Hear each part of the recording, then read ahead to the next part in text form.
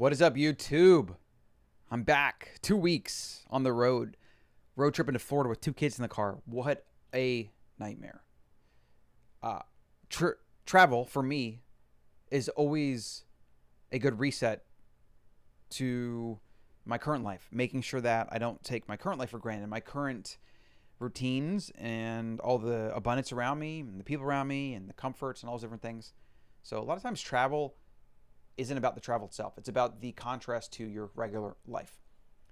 Now, I'm 36 years old, and I'm just at that point in my life where I don't get excited by a ton of things, and I don't have like a ton of hobbies, at least hobbies that where you like go out and be touristy. Like that stuff just doesn't really do it for me. Travel, I don't know. I don't travel well in general. I don't sleep on other beds. So there's all these different things. But it was definitely helpful to be uncomfortable for a while and to remind myself of how awesome it is to live here in Austin and to be reinvigorated to get back here and get some stuff done. And then, of course, get back to recording because this is a hobby of mine. And I go back and forth with this hobby because this hobby of recording and creating content is like, oh, well, you should make money with it. Oh, well, not really. You don't have to because you enjoy it. And I'm in this mode where I want to make cash flow.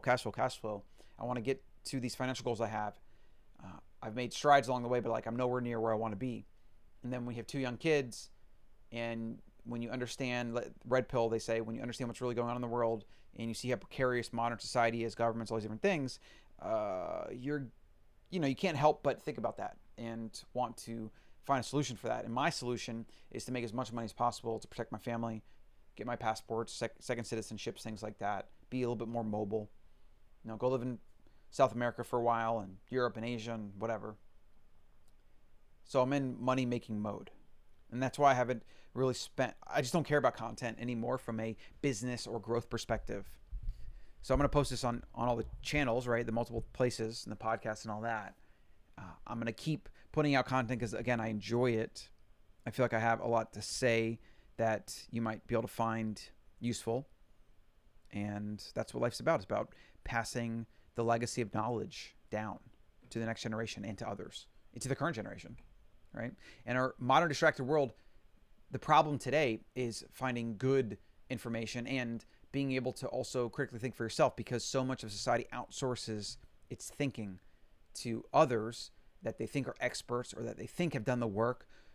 Yet the problem is all of us have biases and we have different incentives to think certain ways and not think certain ways. And very few people truly have the ability, either biologically or just in their life professionally, to actually say what they think and actually investigate and challenge things and ask the right questions. Yeah, it's pretty sad, actually. That's just the world we live in, unfortunately. There's all these different status quos that actually make it very hard to find truth. So today, real quick, let's talk about the newsletter that went out June 6th. What the hell should I do with my life? Talk about that. I'm talking about a few of these sections in here. And honestly, I just think this newsletter is so valuable. There's so much good, valuable content in here. I'm going to keep sending it. I enjoy writing it. I highly recommend you subscribe to it. betterhumans.substack.com. You can also find it over at colin.coach with one L. So I wrote this while I was traveling. And part of taking a road trip is feeling like I need to figure out some of this stuff, because I'm in this place in my business, in my life, where I have a lot of time and I don't know what to do with that time. Do I take on a new project? Do I, just enjoy free time, do nothing? Like, do I spend more time with friends and family? I mean, yeah, I'm doing all these things, but finding the dose is very hard because I've been that kind of type A driven entrepreneur, get stuff done. A lot of my purpose is in my work and in the pursuit, in the hunting, right? Which is also biologically I'm a man, right? That's what we do. So when you remove that and you have all this free time, it's a problem you have to satisfy. And that's why I think most very wealthy people that don't actually have to work, they just keep working. They find their meaning, their purpose in their work. So most people would hear, oh, you have all the time. You can do whatever you want every day. That's amazing. You must have no problems. Your life is perfect. And it's like, no, what are you talking about? Every human has problems. Every human has different levels of self-actualization and awareness and growth and development in their life. And you get to one level and you satisfy certain things and you evolve, and then you have one other level to get to and do, and vice versa. It's just incredible. That's life. It's part of the fun. It's part of the struggle. It is what it is. But what I found when you get stuck like this is if you keep taking action, you give yourself space to think, say no to a lot of things. I'm doing that way more in my adult years, whereas I said yes to a lot of things early on. And just let things come as they may. Things might come slower than you want, but at least it will come more organically and they won't be forced. Wu Wei, action through inaction, Taoist philosophy, I think is super underappreciated or even relatively unknown, actually. And driving around Florida, road tripping from Texas to Florida, yeah, with 2 kids in the car was definitely a journey. But it was good to, like I said, remind myself and to kind of do a little bit of a reset. What I did realize was I should have gone on a trip by myself, or I need to at least now go on a trip by myself. So I'm going to go fly back to Florida, hang with some friends, just me, no kids, adult time, thinking time, reading time. I still need to kind of flesh out a lot of these ideas and kind of think about what I want to do next.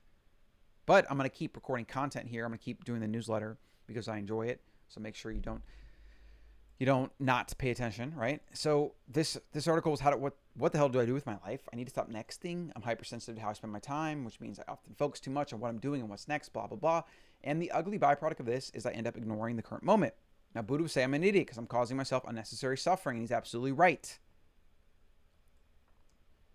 So you should definitely read this. Better Humans at Substack. It's June 6th. Let me just read through a few notes here. So this is really good to what I'm talking about. The word decide comes from 2 Latin words, de, off, and cadere, cut. Basically to cut off. Decide is to cut off. That is hard to do. Most people think deciding is easy. And sometimes you have these big decisions where you literally have to say yes or no to some big thing. Like I got to move or go to the school or do that. And there's obvious pros and cons to each.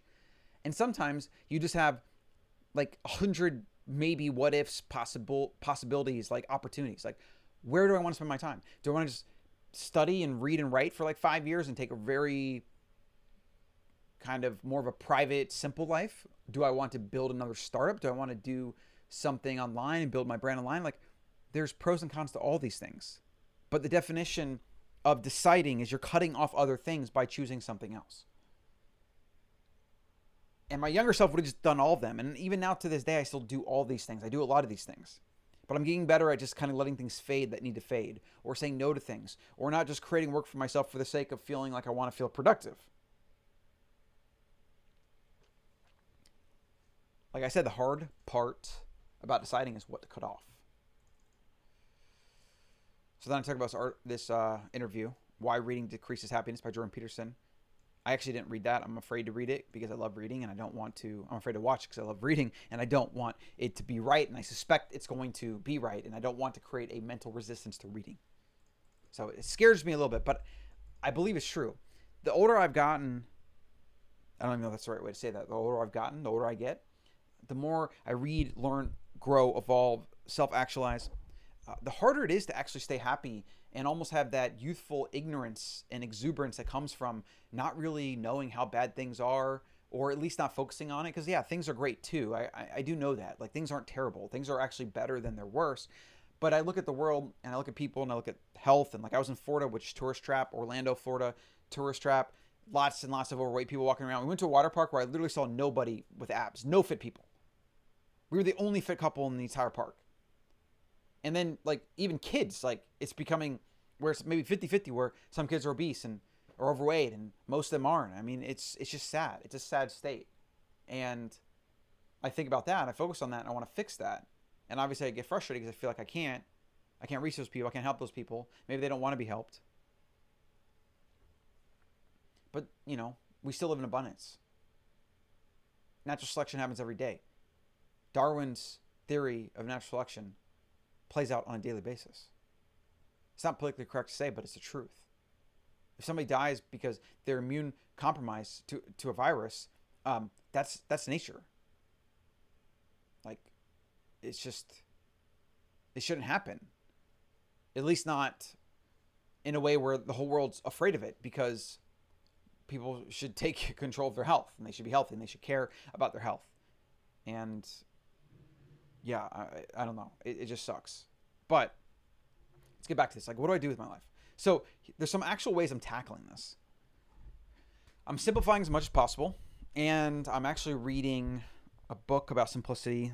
Dude used to work at Apple, and then I'm also reading the Johnny Ive biography or autobiography, whichever it is, which is he was a lead designer for Apple. He's the English dude with the bald head you've probably seen pictures of. Simplicity and simplifying is something I'm becoming obsessed with. I need to do it more, and that also includes like minimalism, getting rid of stuff, just making everything simple, buying less things, focusing on one thing, going deeper into subjects rather than wide, and rather than like short bits of dopamine driven content or social media, whatever. Like, I'm trying to go deep. I want to go deep in my relationships rather than just having lots of shallow ones. I want to go deep on topics. I want to study physics. I want to get into electrical engineering, actual engineering. I want to build my foundational first principles understanding of a lot of the real world, which I didn't really get in school because I didn't do well in school. I'm spending more time with friends. I'm having fun. I'm doing more things like playing sports, barbecuing, going outside, going in the sun, just being willing to meander and mosey around for hours on end, which is something I'm not really good at. I'm always kind of like, oh, we're here now. And then in 2 hours, I'll go back and I'll do work, or I'll read, or I'll do this. I got to get better at that. I want to slow down a little bit. I want to give myself some space. I'm reading more fiction. I actually have way more books that I need to read than I'm actually reading. I'm reading fiction at night.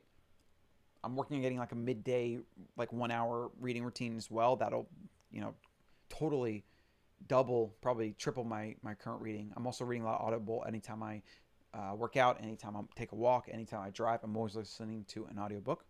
I want to play more games, games with friends, family, fitness, sports, things like that. I just want to get more into the gaming mode. I've been a gamer my whole life. I've grown up with gaming, played poker professionally. Magic the Gathering, Age of Empires 2, one of the top DM deathmatch players in the world. It's just something that's kind of built into me. And I feel like a lot of times when I'm actually not in that competitive mode where I don't have something I'm actively playing and trying to compete and trying to get good at, I feel like a part of me is missing. I'm missing that mastery. I'm getting outside, taking long walks. I need to take longer walks, but yes. It also helps work on my tan, get my vitamin D in. Solo travel, I haven't done that yet. I mean, I've done it, especially since having the kids with Allison. I've taken a few trips by myself, but I need to do it more. I need to like go somewhere once a month, I think. And then 7, open to ideas you might have. Reply to this email and let me know. So a couple other pieces of content here. How to command respect over at The Better Man. Let go of philosophy for life. This is a video here. Is good.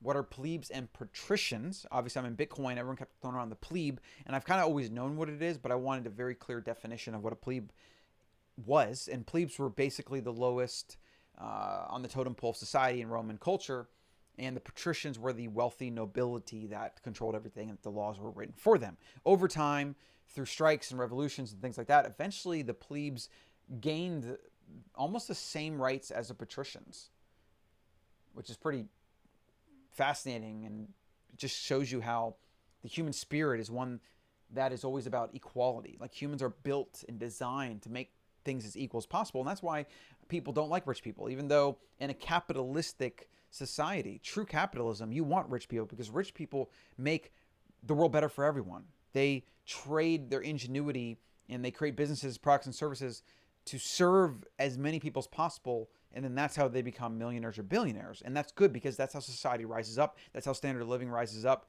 It's better for everyone. So this idea of demonizing the rich, because this flawed idea that the rich somehow steal, and there's examples of this in other cultures, but I mean, that was like monarchs and serfdom and things like that. Like, these are old established, or old paradigms of governance. And even like you have in Russia, you have the what are they called? Not the barons, the oligarchs, and I think oligarchs is the word, what they are. But you have these really powerful people that cozy up to politicians, and then they control the markets, and they make billions in oil and steel and timber and all these different things. Like, yeah, there's problems with that. That's not actually a free market. That doesn't have competition for everyone, opportunity for everyone. So I'm not suggesting that if you're a billionaire that it's just good or okay. But if you're a billionaire that's been created in the United States, or if you've created billions in the United States in a mostly free market, following mostly capitalistic laws, regulations, and methods, then you deserve your rewards. And what's funny is like most billionaires give all their money away anyways. So it's just this whole idea of like blaming the rich is so bizarre. And the rich pay most of the taxes too, which is also strange. You want to tax them more, so they should just pay like all the taxes? Like it just doesn't. It's very bizarre. So the plebeians were the low citizens, the farmers, the craftsmen, the laborers, even the soldiers, and then over time they gained more rights, and it was always a class struggle between the patricians and the plebes. And in Bitcoin, you're considered a plebe if you're just like a hodler and you buy Bitcoin and you're not rich or whatever. So, yeah. So this is something that's really good that I've been thinking about a lot in my adult life, because it seems like everybody around me is always busy. You want to hang out with someone, they might have an hour or two and they got to get back to their life. They got to get back to this, making money, doing whatever, getting back to getting distracted. We're just continually bombarded with options and distractions. And I feel like it's harder to get the time with people that is needed to cultivate deep relationships.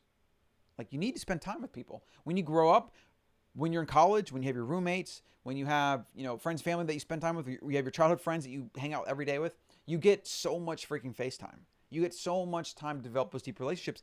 And then as we get older, that fades. And then we have family and we have jobs and we have responsibilities and we have our routines, and it just gets harder and harder to spend time with people. So that we're at the point where most adults, like if you have a guy's night or a girl's night and you actually stay consistent with that once a week, you're in the minority. Most people like hang out with their friends once a month, and they're just texting and DMing and watching other people on social media, and they think that's a substitute for real life. It's crazy. So as I've gotten more time in my adult life, and as I've been realizing the importance of relationships,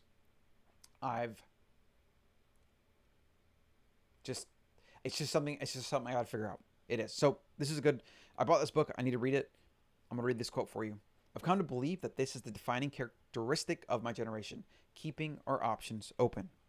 The Polish philosopher Zygmunt Bauman has a great phrase for what I'm talking about: liquid modernity. We never want to commit to any one identity or place or community, so we remain liquid in a state that can adapt to fit any future shape. And it's not just us. The world around us remains like liquid too.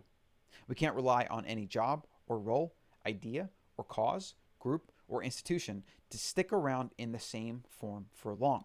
And they can't rely on us to do so either. That's liquid modernity. It's infinite browsing mode, but for everything in our lives. That's really good stuff. And it's so true. Obviously we live in a constantly changing environment where information, every single day, more information is created than years before. Like it's just crazy the exponential growth that the internet is creating as even more people come online. Most people don't realize that the majority of humanity is not on the internet. Like even when I say that, it's a very sobering fact, because I just think, oh, everyone's online, everyone's on a phone. But we're talking about billions of people that don't have internet access. I don't know what the actual numbers are. I think there's like 3 billion phones on the planet. But that doesn't mean that 3 billion humans have those phones. It's probably like a billion humans, or 1.5. And then you have, people that have multiple phones, or they buy phones and they lose them, or they trash them, or they get broken, or whatever. And then you have like 7 billion humans on the planet. So we potentially have 100% growth still available to go to basically the humanity being connected through a phone, internet, etc. Fascinating stuff. Imagine where it's going to go. It's just crazy. That's the world we live in. And the byproduct of that is that it's hard for us to commit, to stay in one place, to stay true to something. There's always some new thing, new shiny object, new social endeavor that we're supposed to virtue signal for, or whatever. And I think it creates psychological problems. That's what I think. So I'm trying to go the opposite route, because the truth is always found opposite of what the masses do, what everyone's doing. The results are found. The riches are found. Success is found by doing the opposite of what everyone is doing. If everybody is thinking a certain way, then you think the opposite, or you try the opposite, you're probably going to find truth. You're probably going to find results. This heuristic, I'm telling you, it works every time. It's amazing. Take any common narrative that people believe that like when I say people, I mean, quotes like people as in like all people or the masses. Take anything they believe and then just literally ask yourself, what is the opposite of that? And then explore that topic and you'll be amazed what you find. This applies to money, to health, to nutrition, to relationships, to sex, to everything. Literally everything in the modern human life that is considered normal or as part of the status quo, right? Going into debt, 2-car garage, buying a home as a good investment, even though it's not, like all these different things. Take the opposite and explore it. And I guarantee you'll find some amazing, life-changing perspectives that can then direct the rest of your life. It's fascinating stuff. So I'm about to wrap this up. Had a good podcast here with Austin Cavelli.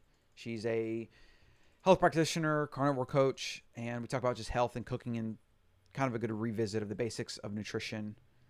And then I got a 1-hour podcast here with Kevin Stock. That was really good. That was really fun. I got intro to Bitcoin resources here. I got a few articles to read. I highly recommend you get into it. Bitcoin's the future. It's going to be your greatest investment and the greatest insurance policy and your greatest bet for freedom for yourself and sovereignty than anything there is. So, again, not investing advice, just life advice. Then, if you want to support me, grab the wild cocoa tropic over here. You can drop it in your coffee. You can make protein shakes with it. You can bake with it. It's amazing. Superfood elixir, all raw, organic, amazing ingredients, and some of those nootropics in there.